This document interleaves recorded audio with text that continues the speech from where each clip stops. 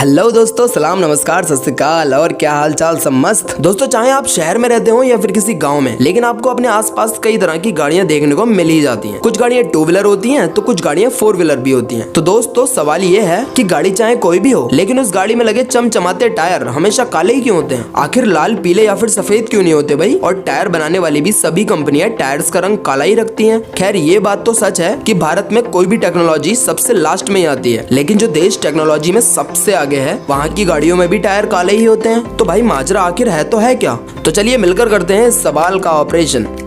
दोस्तों, ये तो आप जानते ही होंगे कि टायर रबड़ से बनते हैं, लेकिन नेचुरल रबड़ तो वाइट होती है। तो ये टायर ससुरा काला कैसे? तो दोस्तों, दरअसल इस रबड़ का रंग टायर बनाते वक्त बदला जाता है और ये रबड़ वाइट से ब्लैक हो जाती है। अगर शुरुआत से बात करें तो टायर का इतिहास काफी पुराना है, क्योंकि आदि मानव के जमाने में भी तो टायर बनाए जाते थे, लेकिन उस समय किसी रबड़ जैसी चीज की खोज नहीं हुई थी। और जब खोज हुई तो इसके टायर भी बनाए गए, जो काफी काम में आने लगे। लेकिन अभी भी इन टायर में कुछ कमी थी, क्योंकि नेचुरल रबड़ से बने टायर जल्दी घिस जाते थे। इसके बाद थोड़ी और रिसर्च की गई और ये कंक्लूजन निकाला कि अगर हम नेचुरल रबड़ में कार्बन ब्लैक और सल्फर मिला दें तो इसे बहुत मजबूत किया जा सकता है। और हुआ भी यही। रबड़ में कार्बन मिलाने से बहुत बड़ा बेनिफिट हुआ है, क्योंकि जहाँ नेचुरल रबड़ से बने टायर 10,000 किलोमीटर चल सकते हैं, तो वहीं कार्बन और सल्फर से बनी रबड़ से बने टायर 1,00,000 किलोमीटर से भी ज्यादा चल सकते हैं। इससे आप अंदाजा लगा सकते हैं कि टायर बनाने के लिए रबड़ में कार्बन और सल्फर मिलाना कितना जरूरी है। ये सब इतनी आसानी से नहीं होता। इसको बनाने के लिए एक अलग मेथड है, जिसे वल्कनाइजेशन कहते हैं। बनाते वक्त इसमें काला कार्बन और सल्फर मिलाया जाता है। काले कार्बन की भी कई कैटेगरी होती हैं। रबड़ सॉफ्ट होगी या हार्ड, ये उस पर डिपेंड करेगा कि कौन सी कैटेगरी का कार्बन उसमें मिलाया गया है।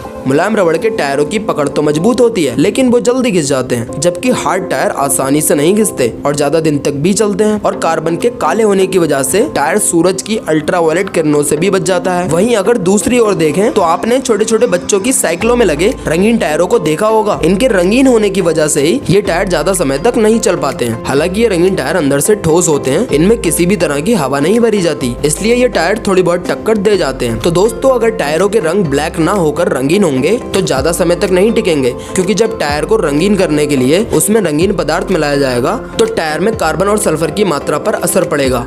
और अब तो हमें पता ही है कि टायर कार्बन और सल्फर की वजह से ही काला होता है। सो आई होप ये टॉपिक आपको अच्छे से समझ आ गया होगा। तो मिलते हैं अगली इंटरेस्टिंग वीडियो में। जब तक के लिए धन्यवाद।